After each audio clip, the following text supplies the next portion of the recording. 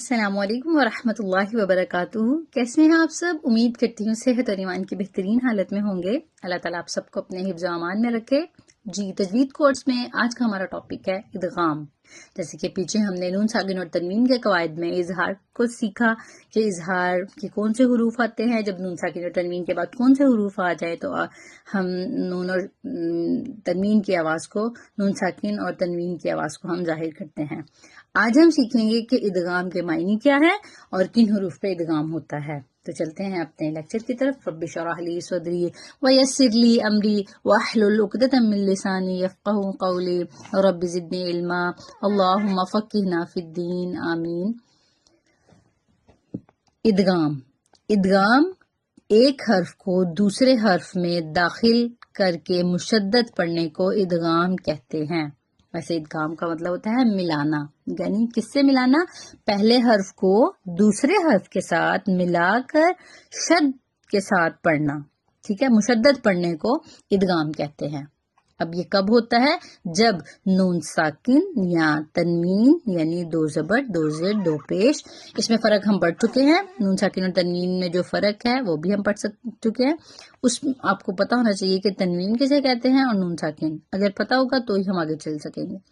نون ساکن یا تنوین کے بعد اگر حروف یرمالون، کون سے حروف یرمالون، اگر کھول کے لکھے تو ان کو یا، را، میم، لام، واو، نون، حروف یرمالون میں سے کوئی حرف آ جائے تو وہاں پہ ادغام ہوگا. یعنی ان چار حروف میں سے کوئی بھی حرف اگر نون ساکن یا تنوین کے بعد آ جائے تو ہم ان کو کیا کریں گے؟ نون ساکن اور تنوین کی آواز کو ان حروف کے ساتھ ملائیں گے. ٹھیک ہے، اس کی مثالیں ہم آگے جا کے پڑھیں گے تو آپ کو زیادہ اچھی سمجھ آئے گی. اس ادغام کی دو اقسام ہیں. ٹھیک ہے، اب یہ حروف 8 ہیں، یا، را، میم، لام، واو، نون. 6 حروف ہیں. ٹھیک ہے، تو یہ جو 6 حروف ہیں ان میں ادغام ہوگا. کیسے؟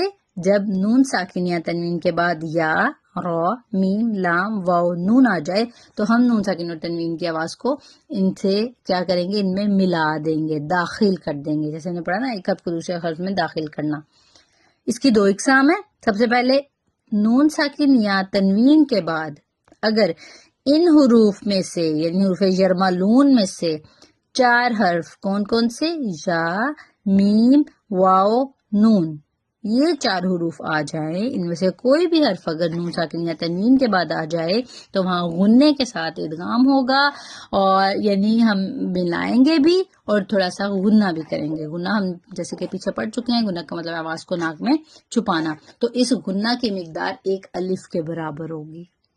ٹھیک ہے، مثال کے طور پر ایک ورڈ ہے من یؤمن، تو نون ساکن کے بعد کیا آ رہا ہے؟ یا آ رہا ہے. تو یا حروف یرمالون میں سے ہے اور یہ کون سی قسم ہے جہاں پہ غنہ ہوگا؟ یعنی ان حروف میں ہے.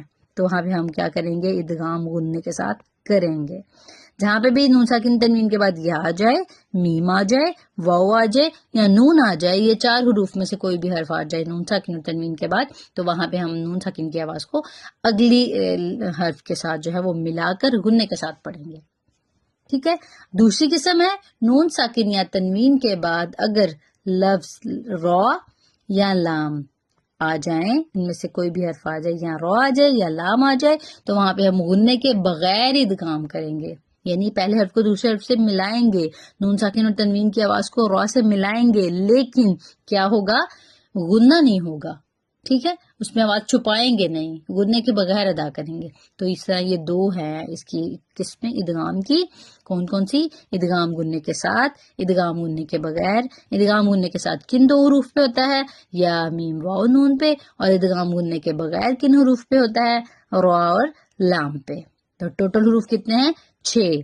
ٹھیک ہے، تو 4 پہ جو ہے وہ ادغام غنے کے ساتھ ہوتا ہے، 2 حروف پہ ادغام غنے کے بغیر ہوتا ہے. اور ادغام کا مطلب جیسے کہ آپ کو پتا ہے کہ ایک حرف کو دوسرے حرف میں داخل کر کے مشدد کے ساتھ پڑھنا. اور اس کی مثالیں ہم انشاءاللہ جب پڑھیں گے تو آپ کو اس کی مزید سمجھ آئے گی. یہ تھا ہمارا آج کا ٹاپک. امید ہے آپ کو اچھی سے سمجھ آئی ہوگی. آسان طریقے سے تجوید کو سیکھنے کے لیے ہمارے چینل کو سبسکرائب کریں، لائک اور شیئر کریں. سبحانک اللہم و بحمدک، نشہد ان لا الہ الا انت، نستغفرک ونتوب الیک. السلام علیکم ورحمۃ اللہ وبرکاتہ.